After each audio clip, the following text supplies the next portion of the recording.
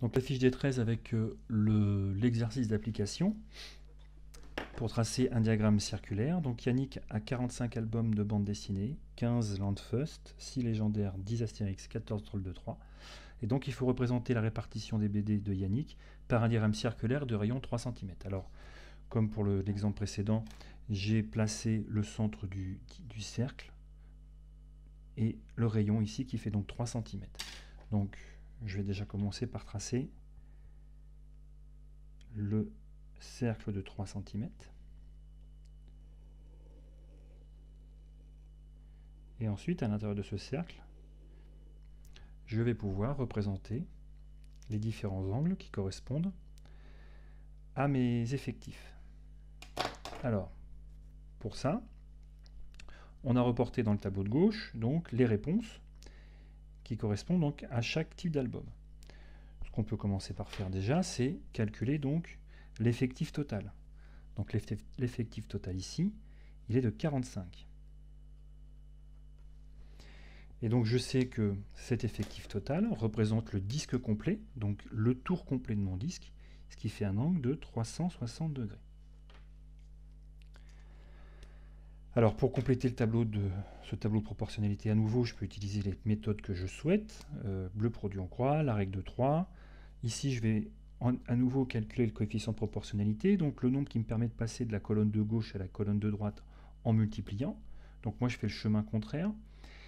Pour passer de la droite vers la gauche, je vais donc diviser à l'intérieur de mon tableau. 360 divisé par 45.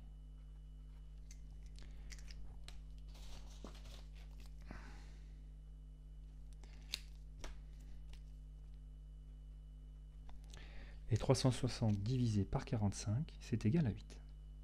Donc je vais multiplier le nombre de gauche par 8 pour trouver le nombre de droite. Donc 15 fois 8, ça fait 120. 6 fois 8, 48. 10 fois 8, 80. Et 14 fois 8, 112. Donc j'ai les valeurs de mes angles. Alors on y va. Je démarre avec mon rapporteur placé bien au centre de mon cercle. Et je vais mesurer un premier angle de 120 degrés. Donc mon 0 est à l'intérieur du rapporteur.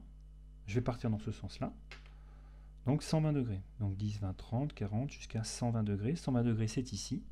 Donc je repère ici 120 degrés sur le bord de mon rapporteur. Et je trace mon premier secteur.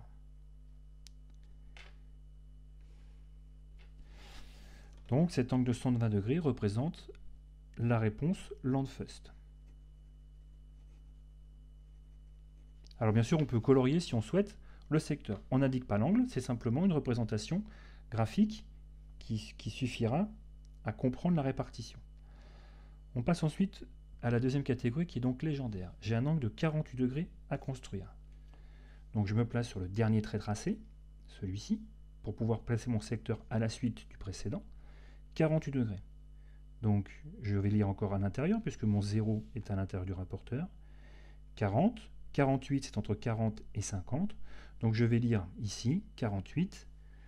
Donc ça me place, hop là, je viens passager. Ça me place donc ici.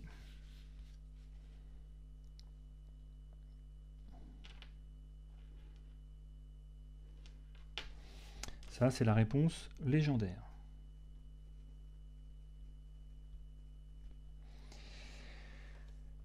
Donc à nouveau, on peut colorier d'une autre couleur, si on le souhaite, le secteur. Pour la réponse Astérix, j'ai un angle de 80 degrés à construire.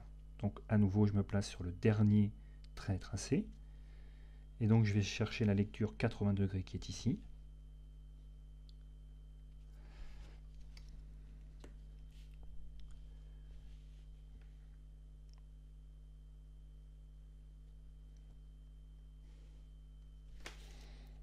Astérix. Le dernier secteur doit faire un angle de 112 degrés. Donc je peux vérifier l'ouverture d'angle avec mon rapporteur. Ici j'ai mon repère précédent.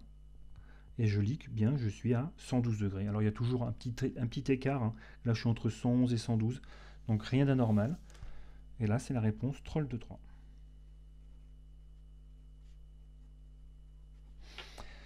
Donc on peut bien sûr colorier chaque secteur d'une couleur différente. Et c'est la fin de cette vidéo.